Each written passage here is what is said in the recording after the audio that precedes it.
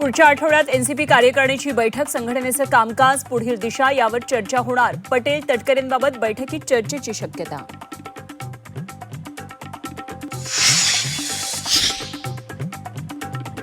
मराठा आरक्षणासाठी जरांगेंचा पुन्हा एल्गार. थोड्याच वेळात अंतरवाली सराटीत आंदोलनाची घोषणा करणार.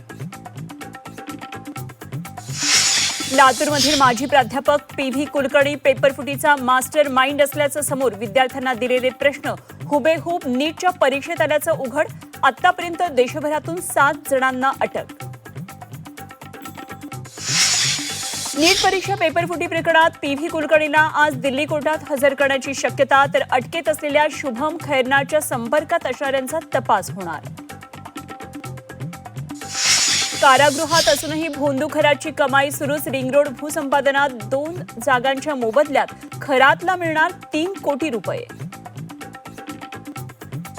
नसरापूर अत्याचार आणि हत्या प्रकरणात आज चार्जशीट दाखल होण्याची शक्यता. महत्वाचा साक्षीदार पोलिसांच्या हाती.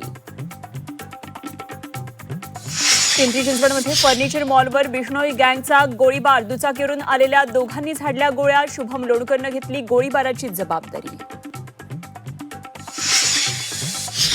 मुंबई गोवा महामार्गावर सुविधान आधीच टोल वसुली. खारपाडा टोल नाक्यावर टोल वसुलीला कोकणवासियांचा विरोध.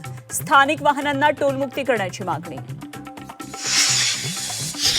कांदा आणि साखरेमुळे मेटाकुटीला आलेल्या शेतकऱ्यांना मुख्यमंत्र्यांचा मोठा दिलासा. 30 जूनच्या आधी कर्जमाफी होणारच, मुख्यमंत्र्यांचा पुनरुच्चार. तर मुंबईमध्ये आंबा काजू उत्पादकांच्या मागण्यांसाठी विरोधक रस्त्यावर. देशात मान्सून वेळेआधी दाखल होण्याचा अंदाज. केरळमध्ये 26 मे रोजी मान्सून धडकण्याची शक्यता. तर पुढील 4 दिवस कोकणात मुसळधार पावसाचा इशारा.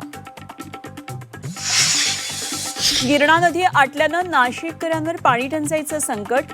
मालेगावसह कळवण, सटाण्यामध्ये पाणी टंचाईची शक्यता. नागरिकांना पाणी जपून वापरण्याचं आवाहन.